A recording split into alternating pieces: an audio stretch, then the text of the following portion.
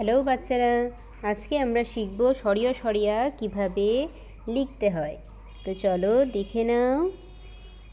সরিয়া, সরিয়তে অজগরটি আসছে তেরে। সরিয়া রেড কালার দিয়ে লিখছি।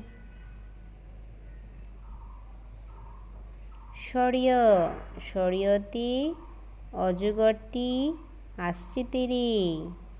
সরিয়া, সরিয়াতে আমটি আমি খাবো পেরে। রস্যই, রস্যই, রস্যইতে ইঁদুরছানা ভয়ে মরে।